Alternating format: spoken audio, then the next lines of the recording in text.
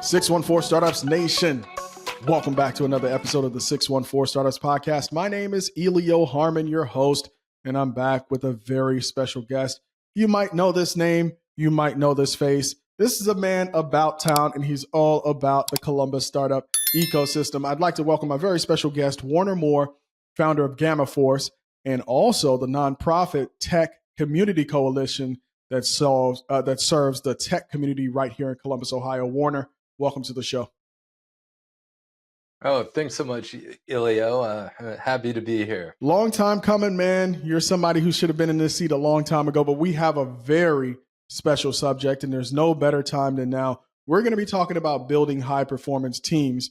But before we jump into that, for people who don't know, what is Gamma Force? At Gamma Force, we work with health tech companies and help them with cybersecurity strategy.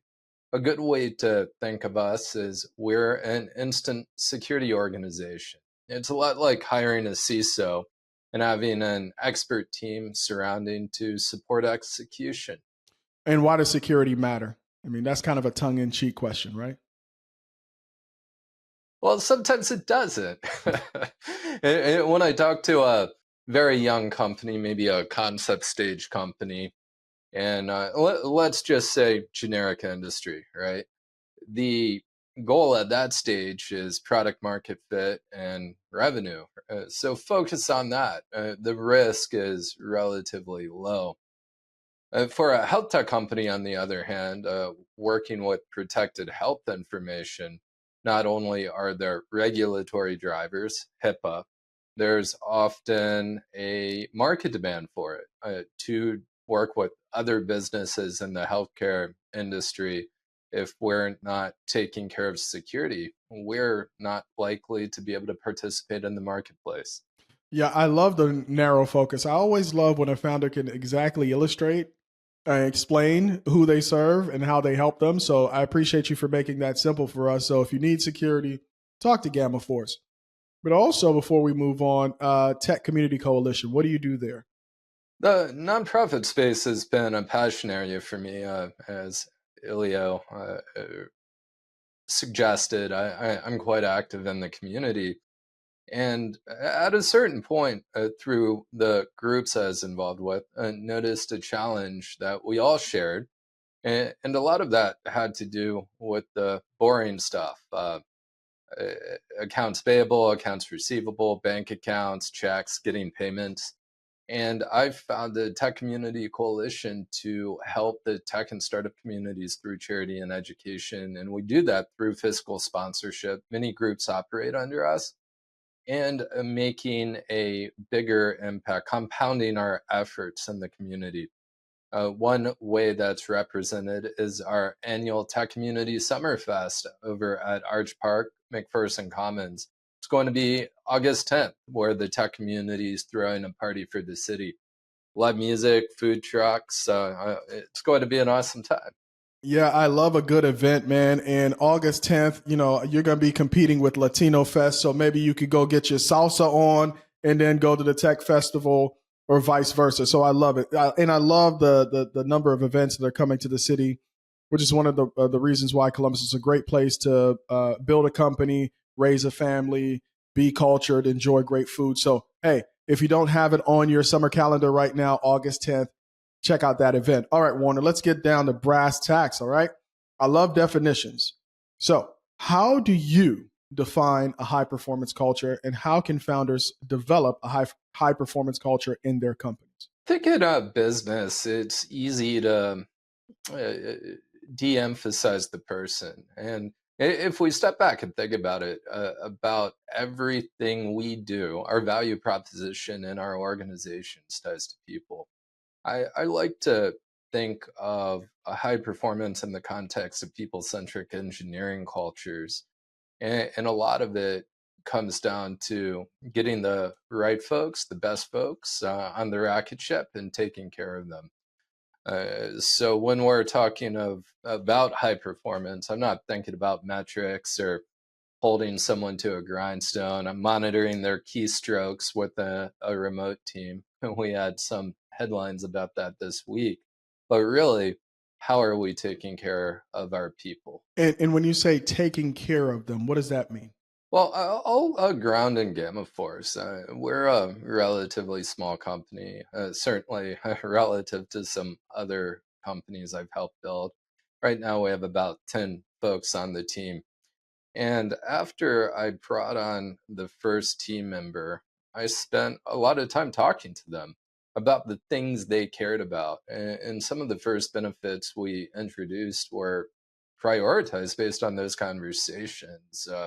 Health insurance, in that case, happened to be a high priority thing. And as the company's grown, we're about to turn 6 in July. Everything we've done has been prioritized based on the team's needs. We just added a retirement benefit this year. And it would have been sooner, but it wasn't what folks need or wanted. And that's how I plan to continue, at least in the context of benefits, add to what we do to take care of our team. So at a minimum, we're talking about things like compensation. You know, are your people well compensated or compensated in line with market standards? Do they have a benefit package that reflects their priorities?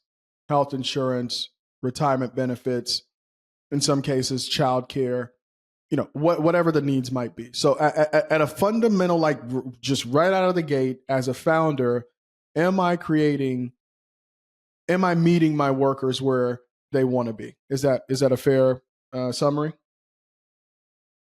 Yeah, absolutely. I mean, we often talk about comp and benefits, and back in the cover of my meds days, we used to say that things like free lunch every day, beer taps, and pool tables were a side effect of the culture and not a creator of the culture. And I think that's so true. Sure, paying folks enough is table stakes, but plenty of studies show that compensation is on the bottom third, right? Once that's taken care of, it's more about who we are as people. Are we beating them up because they have to go to a doctor's appointment at 11 a.m. on a Tuesday? Are we creating the space for them to live their whole lives? And many of us aren't. Okay, so good old Maslow has probably been quoted to death.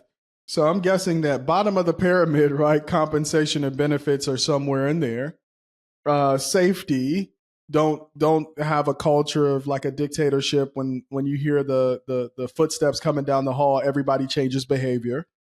Flexibility for the kind of the way we live our lives nowadays. People have multiple commitments in addition to their jobs. Some people are caregivers. It's not just about kids. It might be your mom that you're taking care of, needs to go to a doctor's appointment. And so having a company that understands. But for people out there who immediately want to go to, okay, that's the company performing, let's talk about the return on that investment. So is that an automatic return or that return needs to also be cultivated? Well, I love it. Adam Grant's research.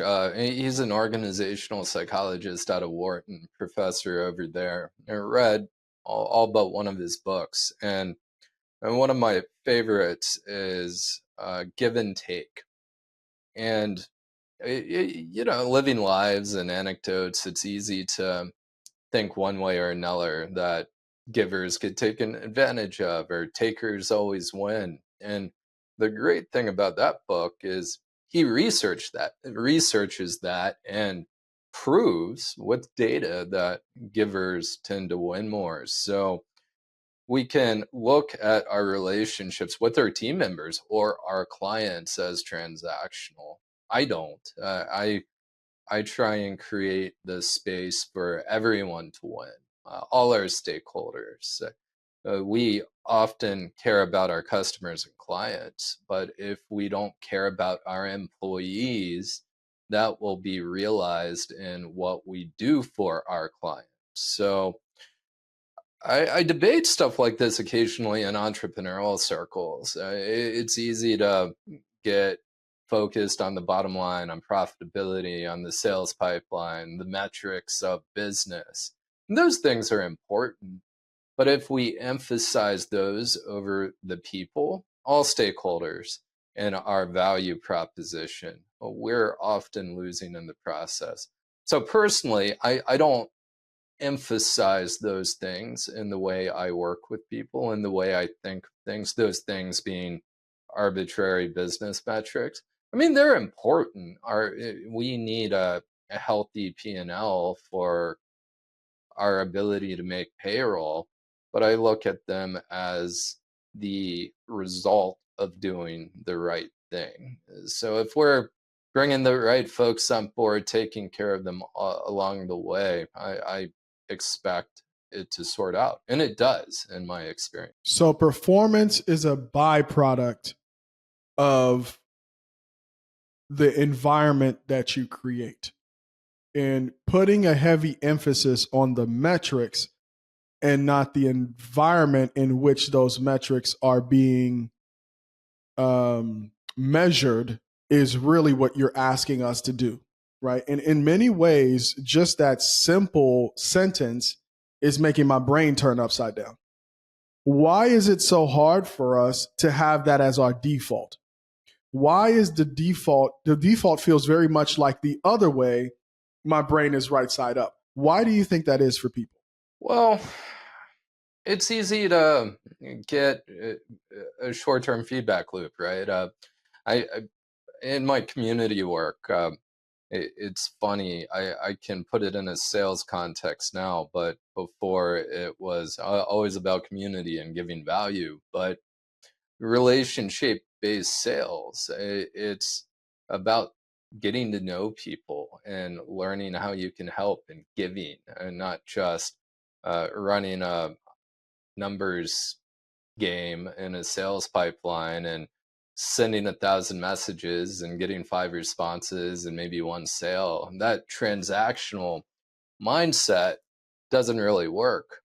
If we make transactional decisions, we get that short-term feedback loop that feels good. We book that revenue.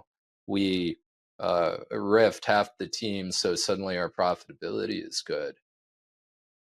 The things that lead with giving often don't have a direct feedback loop. So tying back to the community, right? When I'm talking to people about opportunities to sponsor an event, it's about building relationships. If folks go in there and they're rhetorically trying to scan badges aggressively to fill a bunch of leads in a rhetorical basket, and then they put them on a drip campaign, that doesn't work. Data shows that many people don't like trade shows because that doesn't work. But being there, being present, giving value, building relationships does work. But we can't point to those metrics. So it's easy to devalue the things that don't have the immediate feedback loop. Hey there, 614 Startups community. We're thrilled to share some exciting news with you. This podcast is proudly supported by Loop, the game changers in return management. Not only are they revolutionizing e-commerce, but they're also on the lookout for talented individuals to join their dynamic team. Looking to be part of a company that values innovation and fosters a vibrant culture? Well, Loop is the place to be. Check out their open positions at loopreturns.com/careers. And here's the scoop. Loop has been recognized by Forbes as one of the next billion-dollar startups of 2023. Want to be part of a success story? Now's your chance. Don't miss out on this incredible opportunity. Head over to loopreturns.com/careers and be part of something extraordinary. Loop, where innovation meets success. Apply now. This episode is brought to you by KJK. Tired of the billable hour? KJK has a solution.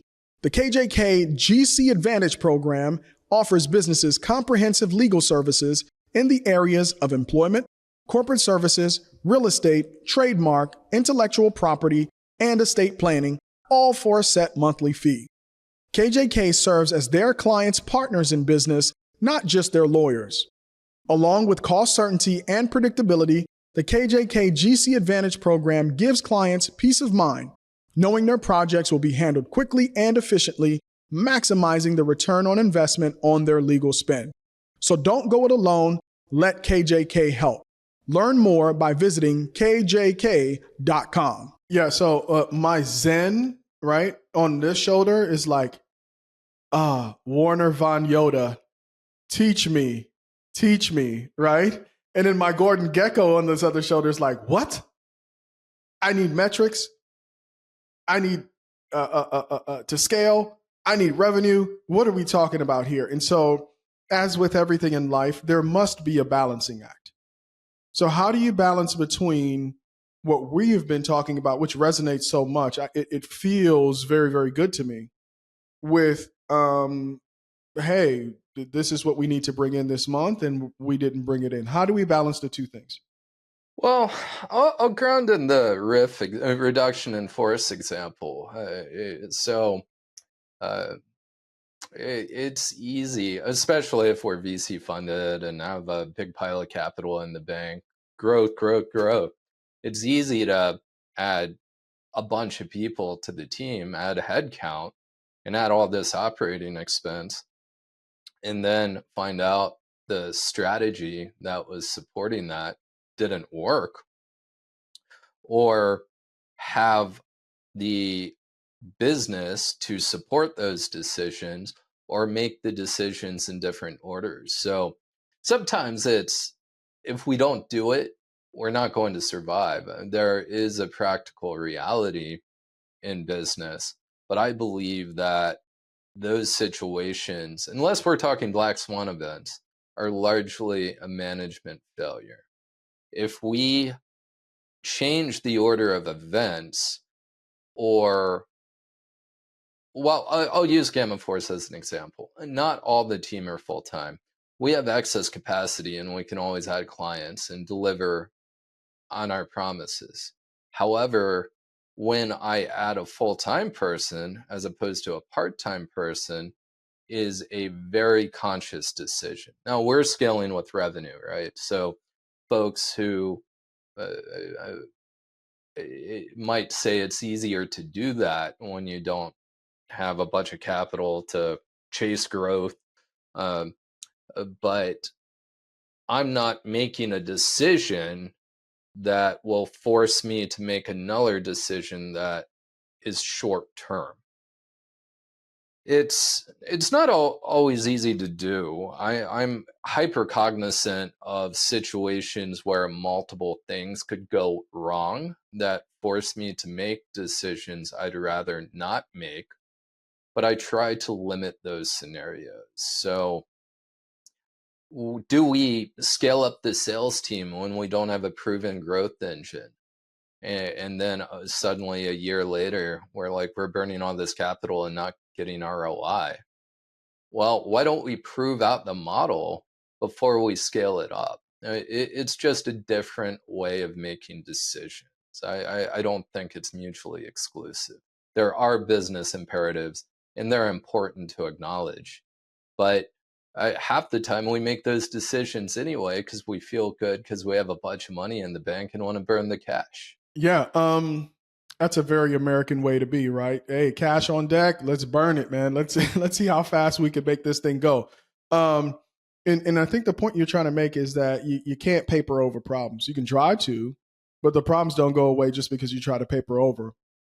So now then it becomes ultra important if you're slow to hire and maybe not even quick to fire in your recruiting of people who thrive in these kind of environments. So when you're deciding who to bring on to this team and who would contribute to that culture of giving, how do you think about recruiting and then onboarding people so that they are adding to this culture and perpetuating it over time? Hiring for culture fit's tricky, right? That's one of those things that sound good and feel good, but we accidentally introduced bias and started building teams that weren't as diverse, right? If we're hiring people that feel like us, the same culture, that is often going to exclude people. Now, I'm a big fan of Bob Sutton's no asshole rule, right? So that's some things are non-negotiable, but culture is a good way to enable bias, and it doesn't seem like that way in the process. So, sure, like culture fit, right? Value alignment, that's super important. But what do people actually do, right? I think it's pretty clear. Say we're hiring engineers, folks who are active in open source, speaking in the community, giving back, growing the profession.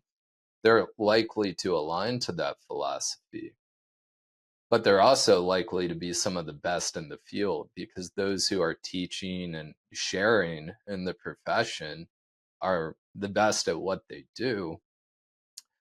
And well, that's talking more about the soft aspect of it. I look at it more organically. Interview processes, it's not pass fail in my mind. It's an opportunity to get to know the person for who they really are.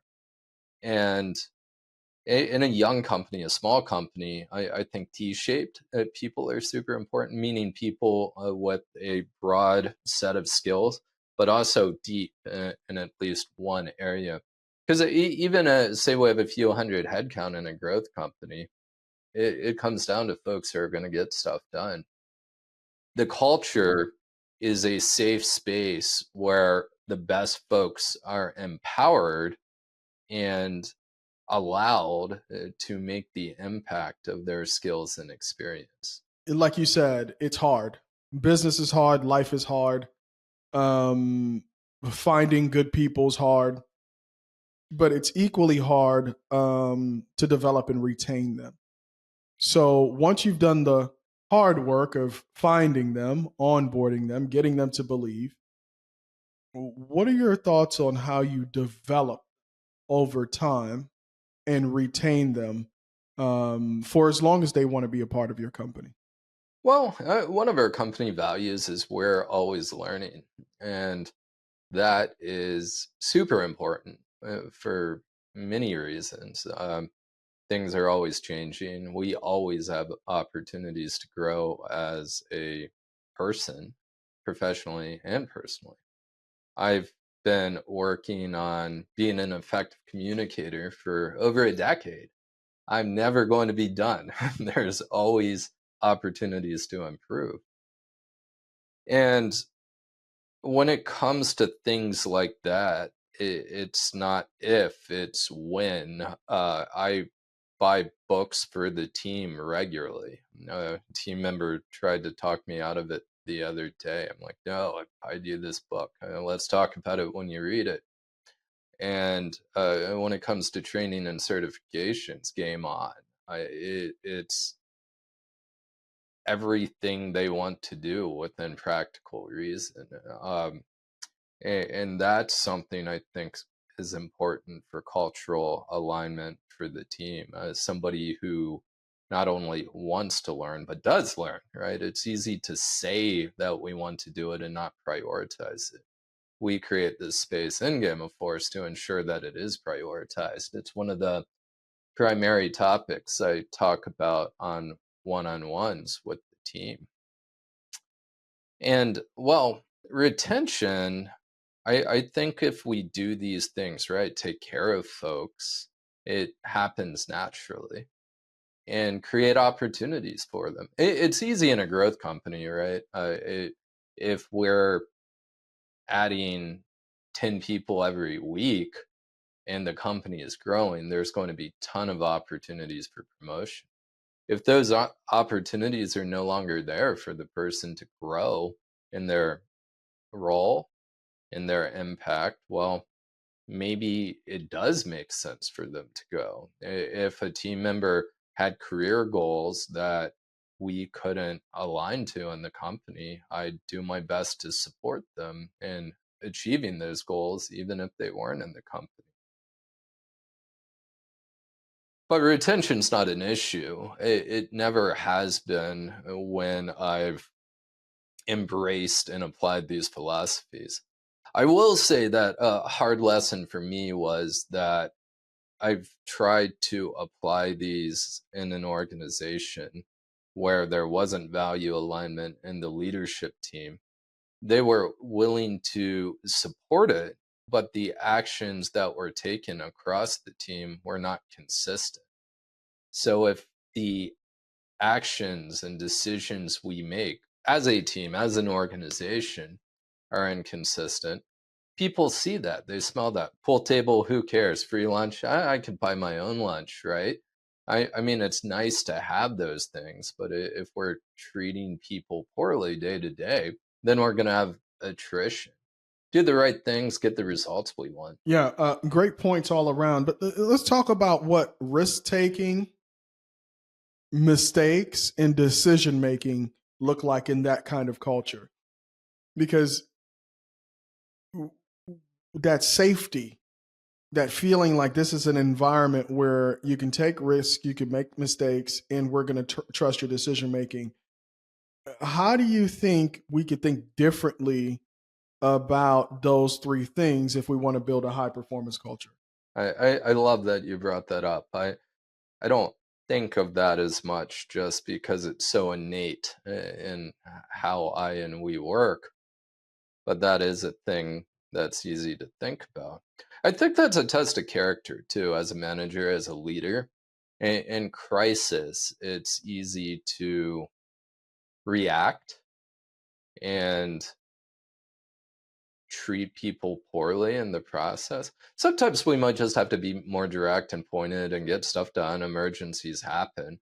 But if the response is to blame people and attack them personally, well, even if we've built a strong people centric culture to that point, it falls apart. People make mistakes. We're all humans. I make mistakes. I guess you make mistakes, Elio. And as we get practice more, the things we do, we make less mistakes. I think my best stories for this are really in engineering teams, particularly site reliability. A lot of site reliability is designing complex systems to fail in ways that create less impact. And complex systems fail, even with the best humans running them. Sometimes people make mistakes. Google recently had that issue where a bunch of customer data was deleted. And if you look on their Google Cloud platform, if you look at their public response to it, it was a great example of taking ownership for a mistake, which arguably they didn't have full responsibility for because it was in part how their platform was being used, but it never should have happened. So if something like that happens in a company and you can point to the engineer who created that flag could be set why didn't we catch that and then fire them or yell at them? Well, we're still going to have a system that's less resilient. So let's fix the system, not fire the person. Now, if there's a track record, there can be performance issues, people in the wrong role, wrong experience, not the right culture fit. Maybe they're mean to people. It's not to say that there aren't situations where we need to revisit whether or not they're a good fit for the organization. But those are fewer and further between. If somebody's an engineer making changes to systems, do we have a safe space for them to do that and fail and not harm the business? And if we have good development and test environments, when things break, when people make mistakes, do we have the learning culture? Blameless postmortems are something I've embraced for a long time. Do we have the systems to learn and get better as a team and organization? That's where my mind goes first. I don't think of it as a performance issue, but as an opportunity to learn as an organization. Yeah, man. As we're talking, you're reshaping my question. So here's a reshaped question. Okay. Um, if you're a founder and you've built a culture unlike what we're describing, or it started off that way, and you feel as a founder you've kind of gone off the tracks, how should a founder or a founding team or a management team approach getting that culture reset or launched? What are your thoughts on that? It's very difficult and it takes time. I can actually talk about this. One of my first management role many years ago in a tech company, we had very toxic culture. My direct manager commonly berated me personally. It's so weird to say now because it was such an isolated thing. It was it taught me so much about what not to do. So I'm grateful for those learning opportunities. Very toxic culture. And the engineering team, well, folks talk about it, right? So we had a horrible reputation amongst communities where we'd be hiring people. So we couldn't hire the best folks. I started helping build the team before I was in a manager role. I assumed more direct authority over time. So I had more of ability to craft how we were treating people and how we engaged with folks. So I improved the culture in the team, and parts of the organization where we collaborated across teams and actively engaged with the community to improve reputation. And it took probably nearly a year and a half. And I really did change the way people thought of us as a company. And over a period of a few months, we had some executive leadership changes, did some things to people that weren't very nice in the process. All that work fell apart in a matter of months. And that was a best case scenario. Turning those things around isn't an easy feat, and it's not always possible. It is possible, but the decisions we make and how we treat people are so important. So if as a founder, we have the opportunity, we have the realization, we have the opportunity to evolve in the way we interact with our key stakeholders, well, that's a lot of personal learning. And assuming we can do that, can we create the environment in the company as we're building that trust with our key stakeholders to ensure it's sustainable? Will the decisions that are made be consistent and build that new culture? If the leadership team that was built in the time where I'd say our culture was more toxic are the kind of people who thrive in that, or they might have just not identified with it but been rewarded for that behavior, that team might have to be changed. So there's a lot there. And you might have isolated teams with good managers in your organization that are relatively safe, but that's rarely sustainable and certainly not on an organizational level. This episode is brought to you by Rev1. Rev1's mission is to help entrepreneurs build great companies. As you navigate the waters of business entrepreneurship, you don't have to go it alone.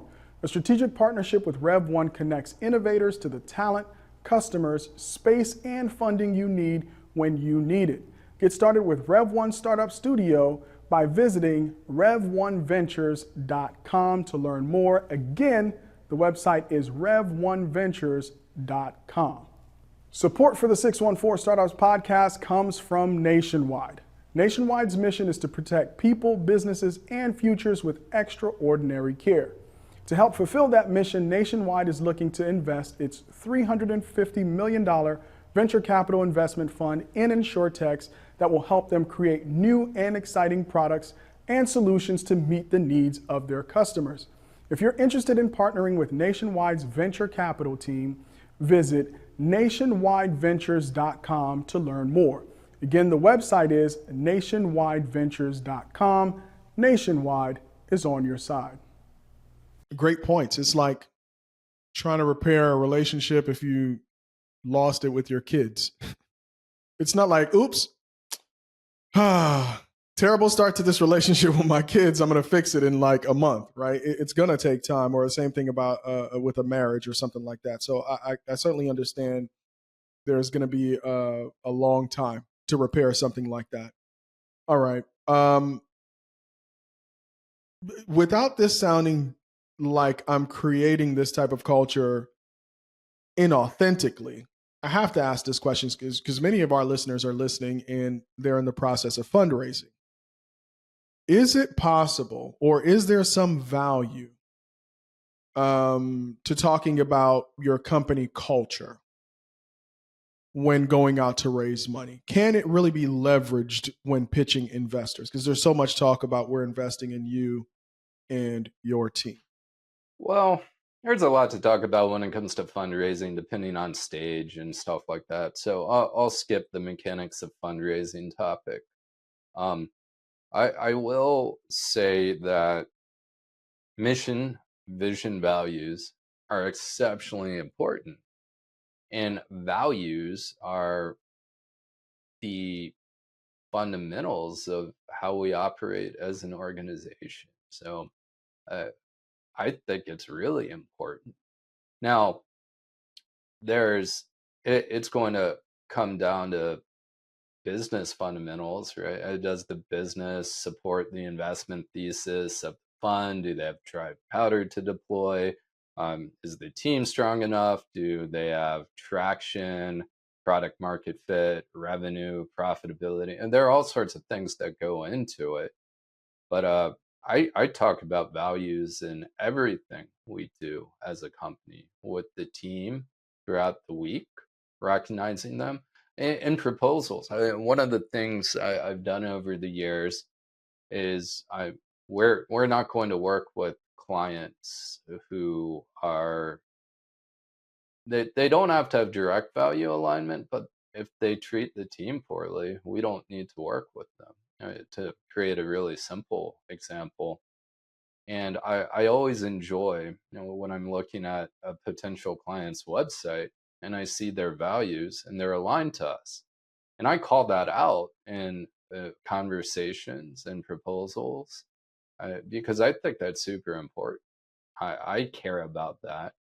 As a founder, if the the capital we bring on is going to extend our team, in more likely scenarios, we're going to have a governing board comprised of those investors. If there is a value misalignment, it is not going to help our organization succeed. So even if the investors don't care, as founders, we certainly should care. Look, man, I was so intrigued by your answer. But I'm reading a book right now, You're in Charge Now What? And one of the stories he tells in that book is about Howard Schultz and Starbucks early on, and their commitment to providing health insurance for people who work, I believe, 20 hours or more a week. And it was a personal story of his because his dad worked for a company, got hurt, canceled his health benefits, and he kind of struggled with that for a long time, changed his life when he was a kid. And he would always tell this story. And so when they had a board of directors, he was talking about offering health insurance to everybody who worked 20 hours. Their first response was like, that's too expensive. But he stuck to his guns because that was his value. And he made that promise to himself that if he was to lead a company, that would be something that was essential. And the way that he justified that to the board was the issue of retention. So retention in retail and restaurant business is atrocious. But because he made that investment and stuck to his guns, he was able to retain people over the long haul. So there are stories like that where values trump short-term thinking. And as a founder, the importance of standing up for what your values are and being able to support the reason why is absolutely critical. All right, Warner. Fascinating conversation, man. You got me feeling like Eckhart Tolle right now, man. I'm so calm because you're so calm. I'm very zen right now. But what's next for you and your company? And then how can the 614 Startups community support you? Oh, I appreciate it, Ilya. Been a fantastic conversation. One of my favorite topics. Well, shoot, Tech CC, we always need help with Summerfest and otherwise. If you want to put a logo on the side of a sports stadium, we have the tech community equivalent. I would love to partner with local businesses who care about the community. And a big focus for me in the for-profit space is growing Gamma Force. But regardless, I'm really more concerned about how I can help others. So if anything we talked about today resonates, don't hesitate to reach out. I'm always available on LinkedIn. Mention this so that I know to accept, or drop me an email, warner@gammaforce.io. Warner, I appreciate your generosity and your insight, man. This is my final word before we wrap here. You see that sign in the back? It says, "Every day I'm hustling." After this conversation, I might change that to "Every day I'm giving," and then put that Warner with the quote credit in the back. All right, folks, how are you going to take the conversation that you heard here and put it into action? If it's an opportunity to transform your culture, maybe even your personal life, how do you take this approach about being focused on more about how you build relationships, how you treat people, than sometimes the short-term thinking that we're obsessed with as business people? I'm going to leave you with that challenge, and you tell me somewhere in social media land how this conversation has impacted you. Until next time, peace. That's a wrap, folks. You can find this and all our episodes on our website, 614startups.com, Apple Podcasts, Spotify, Anchor, and all your favorite podcasting platforms. Don't forget to subscribe and write a review. If you'd like updates sent directly to your inbox, you can sign up for our weekly newsletter on the website. To engage in the 614 Startups community, follow us on LinkedIn, Twitter, Facebook, and Instagram at 614 Startups on all platforms, and join the conversation. For sponsorship opportunities and collaborations, email us at info@614startups.com.